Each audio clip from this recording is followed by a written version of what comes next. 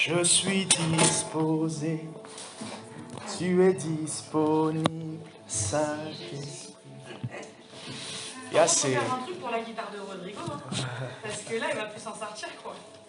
Une corde après l'une, l'autre, et tout se casse, quoi. Si la prochaine fois ça se répète, on va peut-être poser la question à Dieu, Seigneur, est-ce que tu n'es pas en train de nous donner un signe?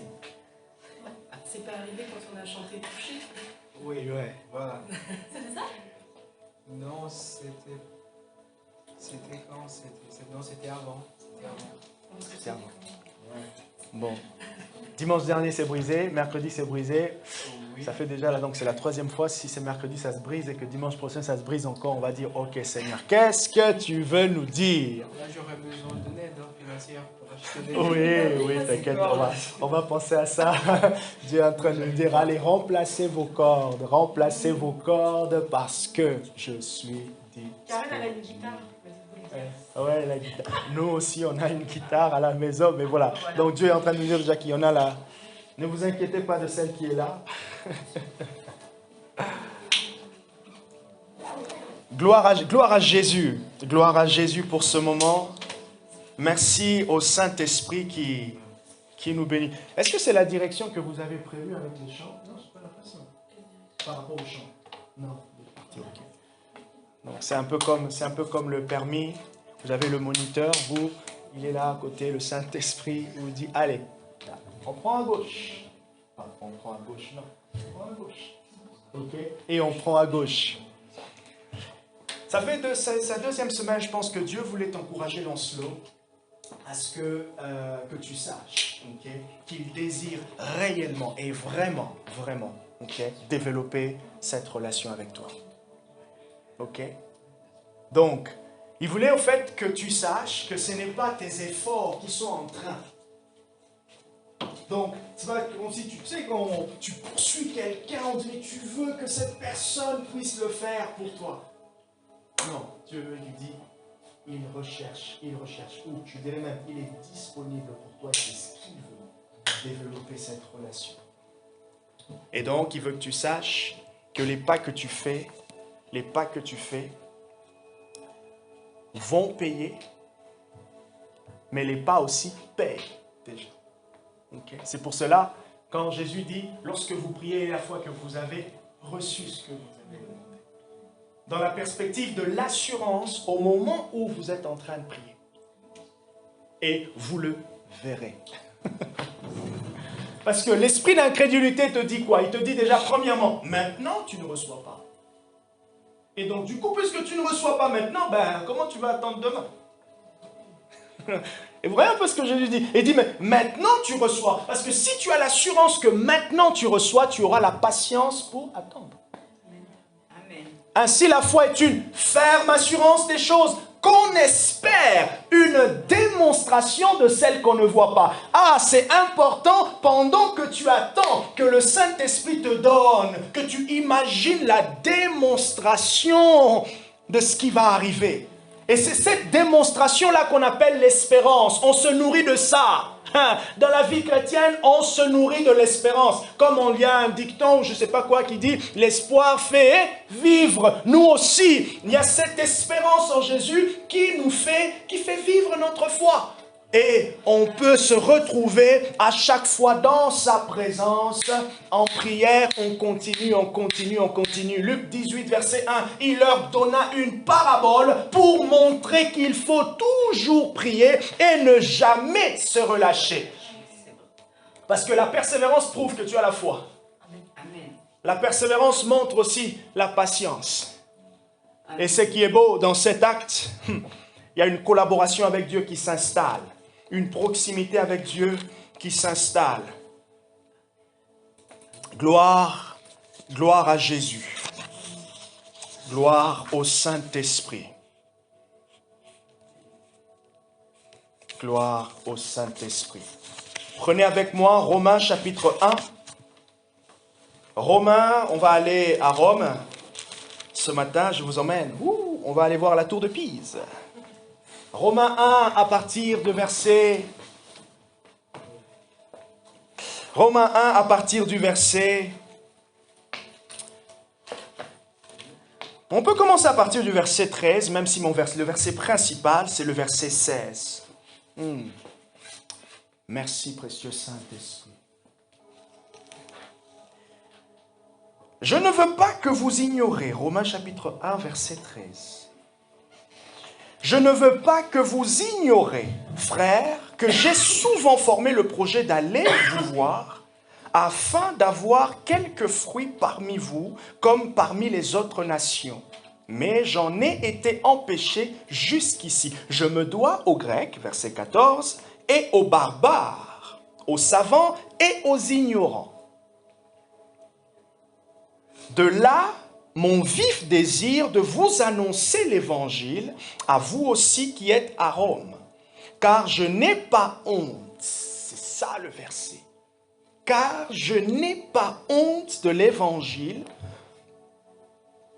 C'est une puissance de Dieu pour le salut de quiconque croit. Du juif premièrement, puis du grec.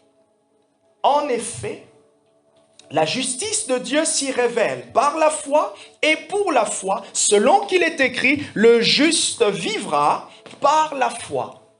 Le juste vivra par la foi. Amen. Ça va, Bénédicte? Ça va.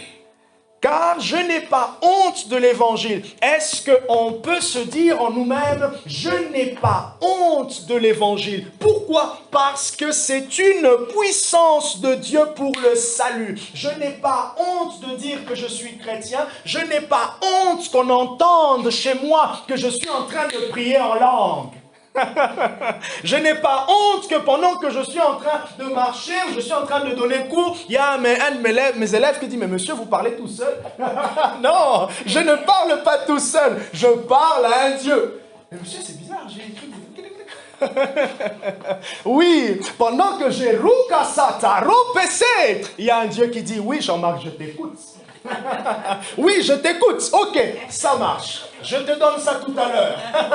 Oh, je n'ai pas honte de l'évangile. C'est une puissance de Dieu. Ce ne sont que les ignorants qui peuvent avoir honte. Mais nous avons été éclairés. Nous avons été illuminés. Nous avons eu accès à la lumière. L'Éternel Dieu s'est révélé.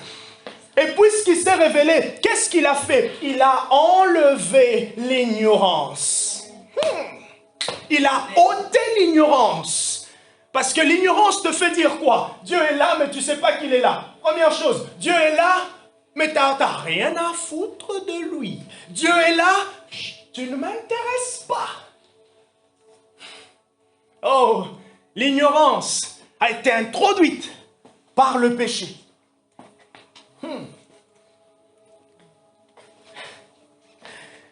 Et là, en même temps, l'ignorance est là, en même temps, la honte aussi est là. Mais nous, oh, Dieu nous a délivrés. C'est vrai, hein?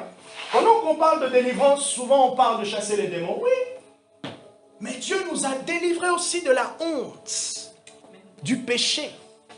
Amen. Il nous a délivrés de la honte, de la culpabilité. La culpabilité. Il n'y a pas de crainte dans l'amour. 1 Jean. Je ne sais pas, peut-être chapitre 3, c'est ça? Ou chapitre 2, je ne sais plus. 1 Jean. Il n'y a pas de crainte. Car je n'ai pas honte. Mon thème ce matin, je ne l'ai peut-être pas dit. Mais j'ai démarré. Vous savez, c'est quand vous démarrez première, deuxième. Et là, mettez votre ceinture. Bon, ça, franchement, on oublie la ceinture en Afrique, hein, mais ici, c'est la première des choses. Chez moi, la ceinture, c'est là, c'est sûr. Hein? La ceinture, chez nous, c'est autour des reins, hein, c'est pas à l'épaule. Hein? Car je n'ai pas honte de l'évangile, c'est une puissance de Dieu pour le salut de quiconque croit. Il dit du juif premièrement ainsi que du grec. Bien sûr, littéralement, il parle des juifs, le peuple d'Israël. Jésus a dit, je suis venu pour les brebis perdues d'Israël. Mais faites attention, Dans le contexte, ce texte, bien sûr, Jésus parle du peuple d'Israël, mais il y a au-delà du peuple d'Israël. Aujourd'hui, les gens vont prendre ce texte pour dire « Ah ben, de toute façon, Jésus n'est pas pour nous, il est pour les Juifs. » Dieu, dans sa souveraineté, a fait le choix. Il a regardé dans tout le monde, et dans tout le monde, il a dit « Oh, je vais choisir. Je vais aller en Israël. Je vais me révéler en Israël. » Jésus, passeport, congolais, français. Oh, j'allais faire une petite blague. Il a dit à Jésus, tu veux quoi? Français? Tu veux américain? Je dis, regardez, Jésus est en train de réfléchir. Français, je veux manger les camemberts. Américain, hot dog. Il a dit non, je préfère du kefta. Et Jésus est venu juif. Bon, c'était juste... ouais. Et on a dit à Jésus, est-ce que tu veux devenir brésilien? Il a dit, oh, je veux trop jouer au foot. Il a dit, non, je refuse. Hébreux chapitre 10, versets 1 à 8, il dit, tu n'as voulu ni holocauste ni sacrifice, mais tu m'as formé un corps. Alors j'ai dit, je viens, ô Dieu, pour faire ta volonté. Jésus est venu pour faire la volonté de Dieu le Père. Du juif, premièrement, du peuple juif et du grec. À ce moment-là, les Grecs, c'était les nations, c'était les gentils. Pour différencier juifs et les autres, on parlait des gentils. Ah, c'est fou quand même, hein. C'est qu'ils étaient vraiment gentils, quoi. Ça, c'était le jeu de mots. Des juifs et des grecs. Mais maintenant, vous pouvez ajouter une virgule, des juifs, des grecs, des français, des congolais comme moi. Ceux de Bahamas, c'est de l'île, les Réunionnais. Ils font beaucoup de réunions. Hein? Hein? Vous pouvez rajouter, même ceux qui écouteront l'audio, hein, vous pouvez rajouter. Les Malgaches, les Sénégalais, les Gabonais. Je n'ai pas honte parce que c'est une puissance de Dieu pour le salut. Alors je vous pose la question, c'est quoi l'évangile? Quelle est la définition de l'évangile? La bonne nouvelle, merci. La bonne nouvelle? Good news. Good news, ok. The gospel. The gospel. Wow. Comment on dit en portugais? Évangile. Évangile. Ah, Evangelio, ok. En lingala, c'est quoi? J'ai oublié. Genre le Congolais qui pose... Hein? Bénédicte peut nous aider. L'évangile. En lingala, oh là là. Bon, vous direz que j'ai... Attends, je vais te le dire ça. Voilà, vous direz que notre pasteur, hein, il n'est pas d'ici. Ma citoyenneté est céleste. Je crois qu'on dit... Ah, j'ai oublié le mot en tout cas. Nsango Malamu. Voilà, c'est ça. Donc, Sango Malamu, ça signifie bonne nouvelle. Donc, vous voyez au fait que dans la définition de l'évangile, Sango, c'est nouvelle. Malamu, c'est bonne. Ok? Sango Malamu. Je vais le dire en français. Sango Malamu. Évangile, directement, vous vous êtes dit bonne nouvelle. Mais en fait, dans la compréhension de l'évangile, vous avez en fait deux manières, deux façons de pouvoir le comprendre. Premièrement, il faut savoir, en parlant de l'évangile, vous pouvez vous dire, quel est donc le message qu'une personne doit croire pour être sauvée? Ça, c'est la première idée. Deuxième idée, alors, quelle est la bonne nouvelle du christianisme? C'est dans ces deux perspectives, au fait, que la Bible développe maintenant la compréhension de l'évangile. Et vous retrouverez maintenant Paul qui explique un peu plus dans ses écrits la notion de l'évangile. Et là, il dit quoi? Je n'ai pas honte de l'évangile. De manière simple, il faut comprendre par évangile simplement un message qu'on doit annoncer. Ok? Un message ou un enseignement. Et c'est là que si vous rappelez de certains écrits et certains versets de Paul, il parle de mon évangile que je vous ai annoncé. Regardez avec moi 1 Corinthiens. Donc, vous faites, vous tournez la page, vous tournez, vous entendez les bruits de votre Bible, ou sinon, vous voyez le mouvement de votre doigt, pour ceux qui sont sur Android. 1 Corinthiens chapitre 15 à partir du verset 1.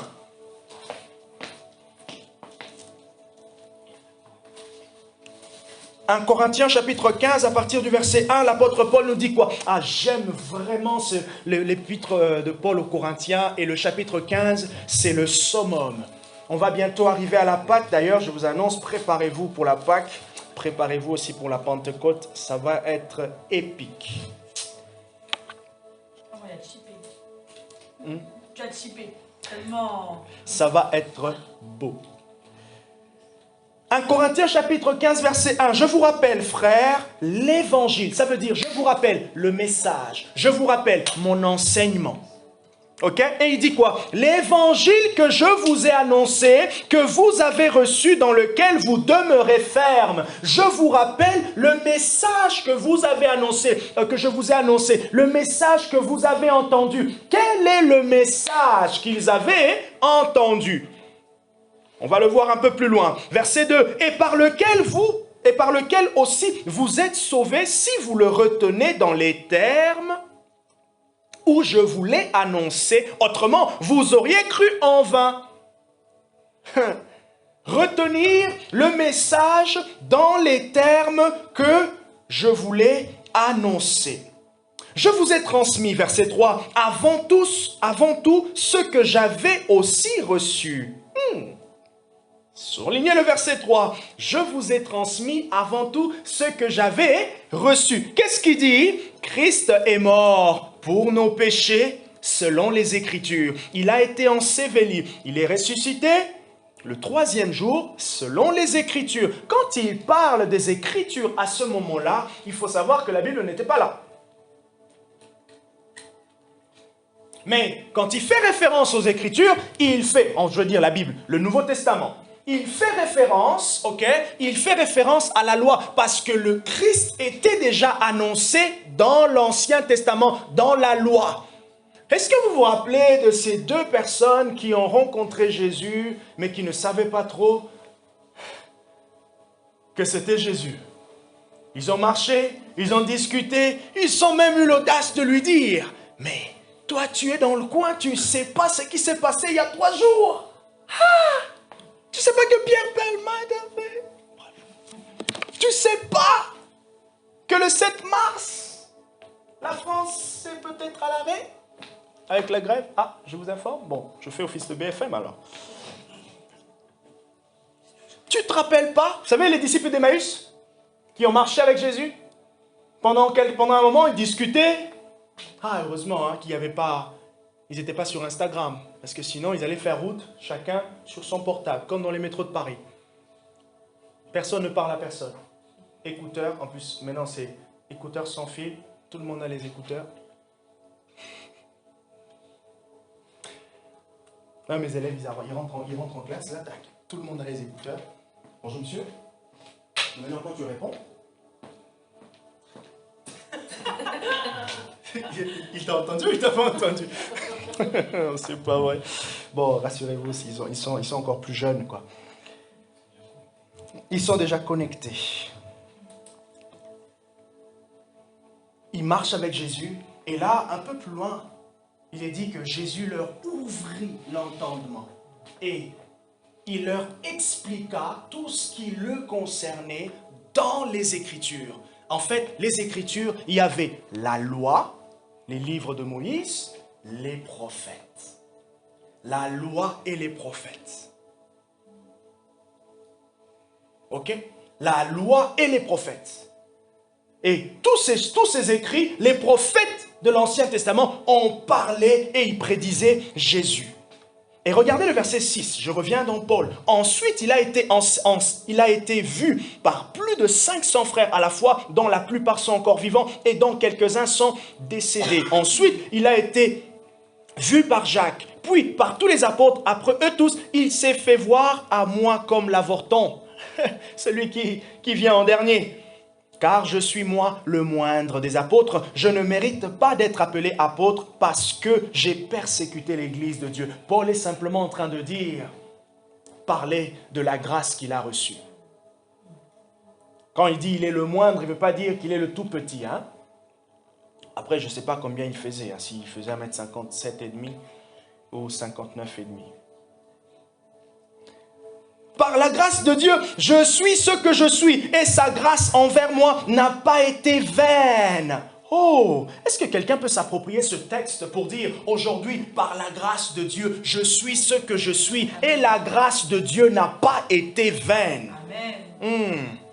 Loin de là, j'ai travaillé plus que eux tous. Non pas moi toutefois, mais la grâce de Dieu qui est avec moi. Ainsi donc, que ce soit moi, que ce soit eux, voilà ce que nous prêchons. Et c'est ce que vous avez cru. Or, si l'on prêche que Christ est ressuscité d'entre les morts, comment quelques-uns parmi vous disent-ils qu'il n'y a pas de résurrection de mort? Jésus lui-même est la preuve évidente de la résurrection. Voilà pourquoi demain, dans plusieurs années, lorsque je ne serai plus ici, ou nous ne serons plus en tout cas sur terre, nous allons attendre patiemment la résurrection des morts. Pourquoi? Parce que Jésus lui-même est la preuve vivante de la résurrection des morts. D'ailleurs, j'ai envie de dire que est-ce que vous savez que nous tous ici présents, nous sommes la preuve de la résurrection de Christ?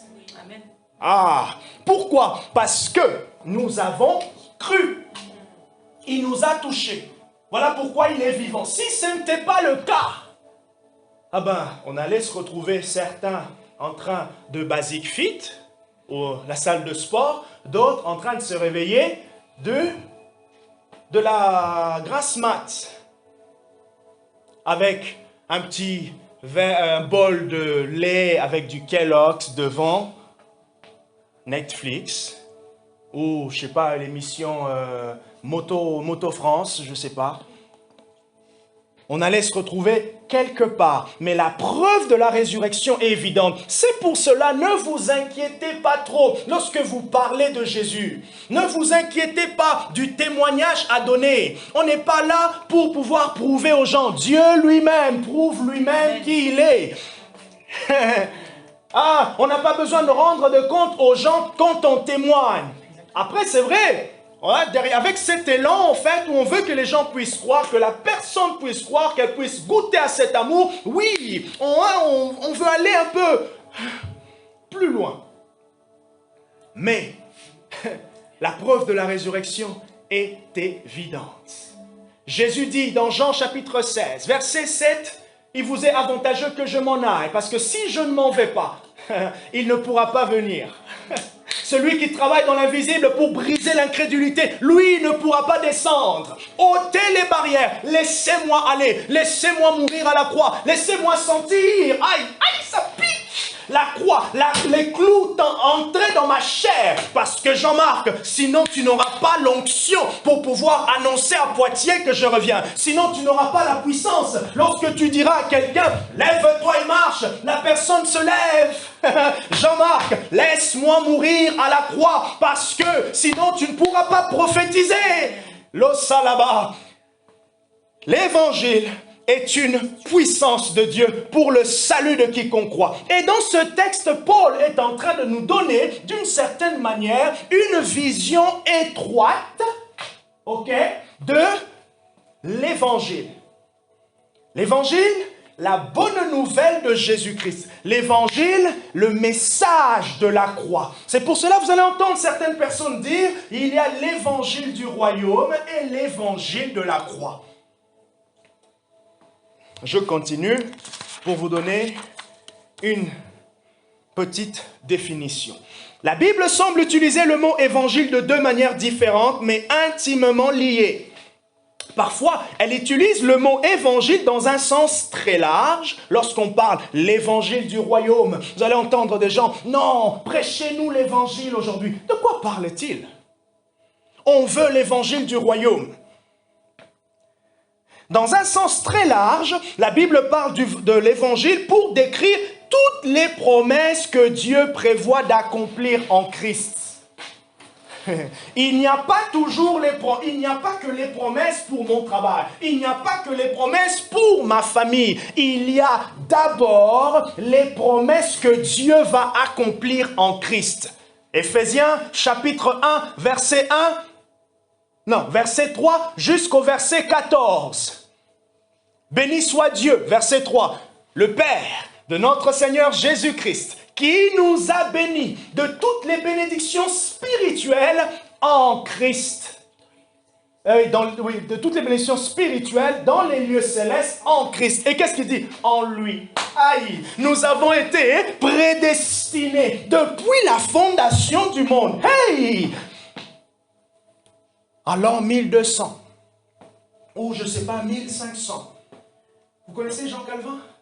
Le célèbre théologien suisse. Vous connaissez Jean Calvin? Non? Ok. Il était, je crois, des années 1600 ou fin 1500. Vous connaissez Luther? De la Réformation? Tu peux fermer. Luther, il était, je crois, de 1500, quelque chose comme ça. Pendant sa période, il ne pouvait pas imaginer qu'il y aurait un Rodrigo qui naîtrait. Vous ne pouvez pas imaginer qu'il y aura un Jean-Marc, une Lucie, une Karen. Non, personne. Vous ne pouvez pas imaginer. Pourquoi? Simplement parce qu'il était limité. Mais Dieu nous voyait. Et Dieu nous ne voyait pas simplement comme ça quelque part. Dieu nous voyait en Christ. Dieu me voyait en Christ. Et Romains chapitre 5 ou chapitre 6, Paul dit, pendant que nous étions encore pécheurs, Dieu dans son amour s'est manifesté. Pendant que nous étions encore loin de lui. Pendant que j'enchaînais des bières et des bières et des bières et des bières jusqu'à avoir la gueule le matin. La gueule de bois. Je cherchais à aller quelque part, je m'arrête là. Le Saint-Esprit m'a dit, Jean-Marc, on se retient. Oh, retiens-toi. Pendant que j'étais dans le bourbier, Dieu est venu me toucher. Je me rappelle lorsqu'elle nous a donné son témoignage, elle s'est endormie. Dieu est rentré par la grande porte. Et quand elle s'est réveillée, elle s'est réveillée différente. S'est convertie dans un rêve. Alors là, quelle usurpation. J'allais encore dessus. Violation. Il est le berger. Oui, intrusion. Mais la bonne intrusion. L'intrusion spirituelle qui nous emmène quelque part. Dans un sens très large, l'évangile, c'est toutes les promesses que Dieu va accomplir en Christ. Et ces promesses incluent non seulement le pardon des péchés, mais aussi tout ce qui en découle. Non pas simplement le pardon des péchés, mais tout ce qui en découle. La plénitude de l'esprit, la sanctification, la force, toutes ces choses. Dans un sens très large, voilà ce que ça signifie l'évangile. Les promesses de Dieu en Christ. C'est pour cela, des fois, quand on prie, quand on loue, quand on est vraiment dans la présence de Dieu, c'est vrai, il y a beaucoup de choses qu'on n'imagine pas, mais la prédication aussi sert à ça, à nous faire réfléchir, à nous amener à réaliser au fait que, wow, mais il y a tellement de choses qui se passent.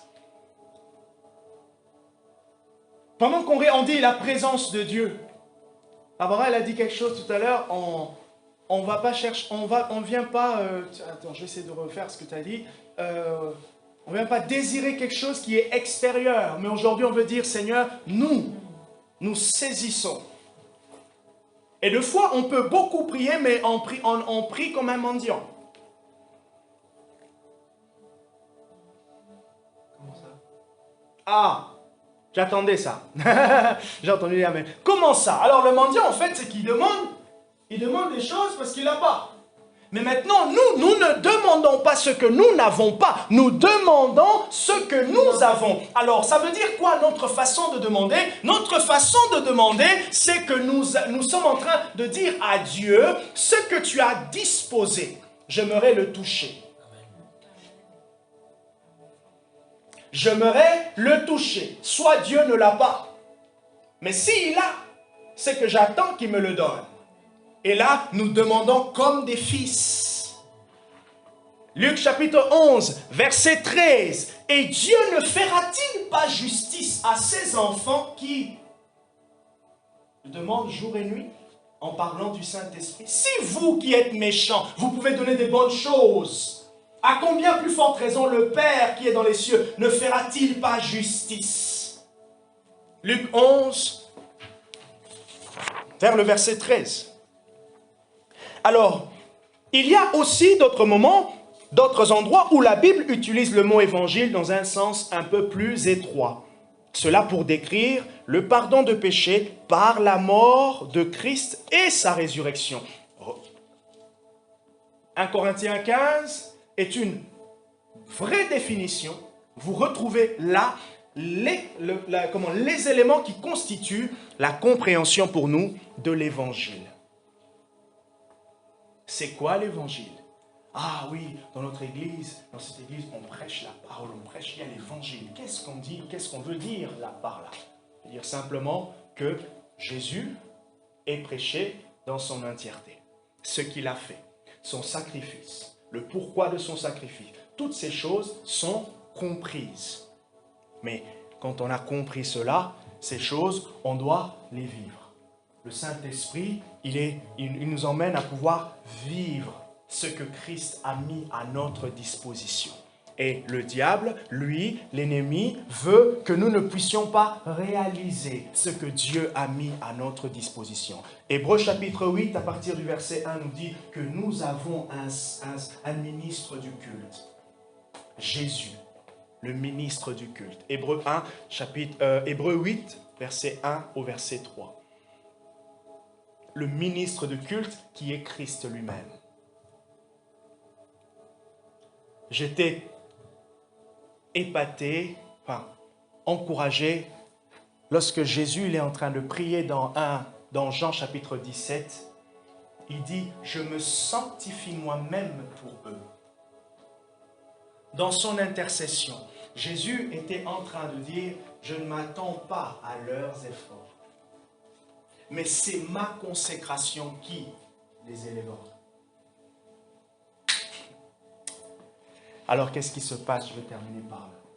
Pendant que nous nous consacrons, pendant que nous donnons à Dieu, c'est que nous sommes en train maintenant, en fait, de dire au Saint-Esprit, ou je dirais, le Saint-Esprit maintenant a la possibilité de nous élever, à la communion, à l'intimité entre la position de Christ, qui est là pour nous, à laquelle nous aussi, nous sommes appelés, nous sommes, et notre effort.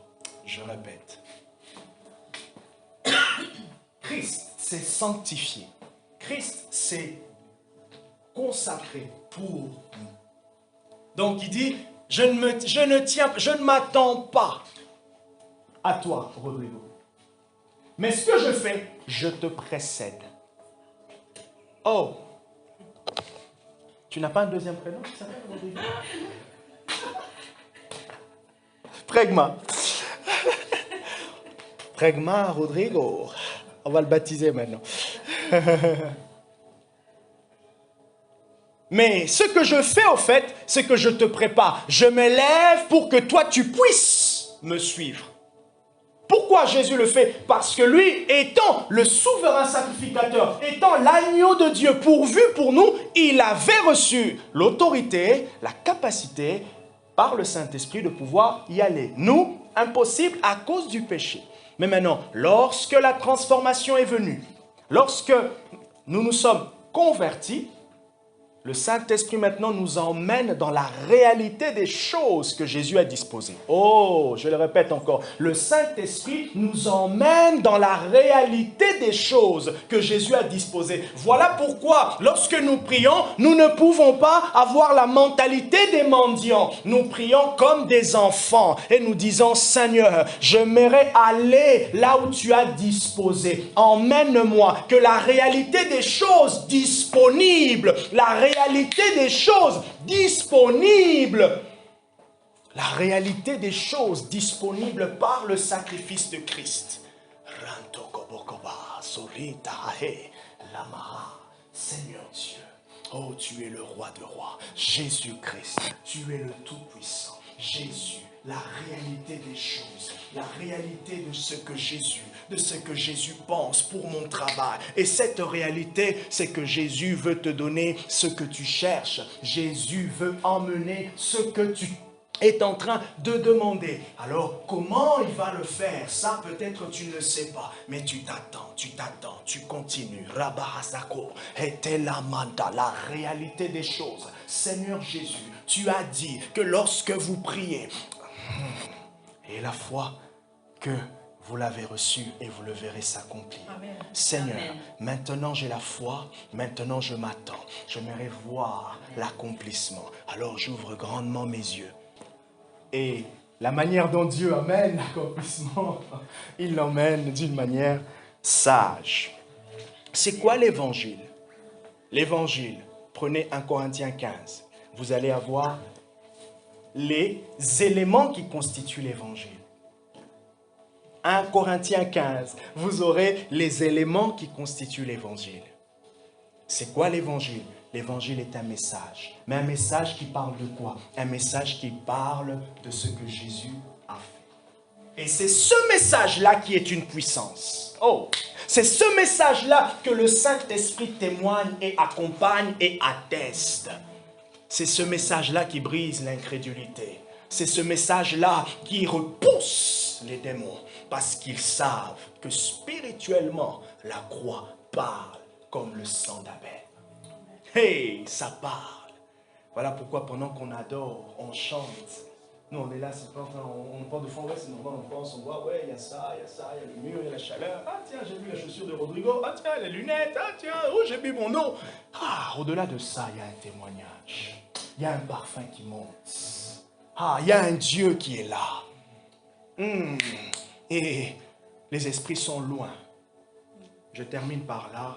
Un ancien sataniste racontait que, il disait, d'ailleurs vous le connaissez peut-être, vous l'avez déjà vu sur internet, John Ramirez.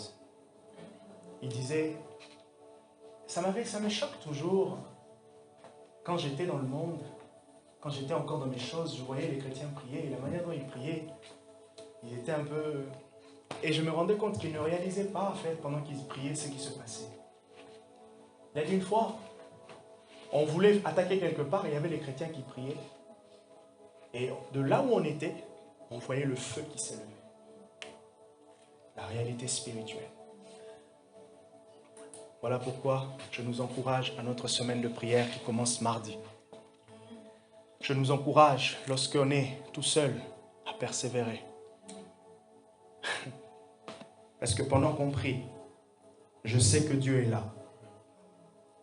Mais puisque les anges aussi sont dans la présence de Dieu, donc c'est tout le monde qui est là. Ils sont tous là. Oh! Et pendant que je prie, j'adore, je prie en langue, j'adore. Ah, ils sont en train de s'organiser. Ils sont en train de s'organiser. Qu'est-ce que Dieu est en train de lui dire? On va l'accompagner. On va accompagner ce que Dieu est en train de dire. Que Dieu accompagne. Et il veut l'accompagner. Ce que Dieu a dit hier par rapport à l'écriture. Il veut l'accompagner.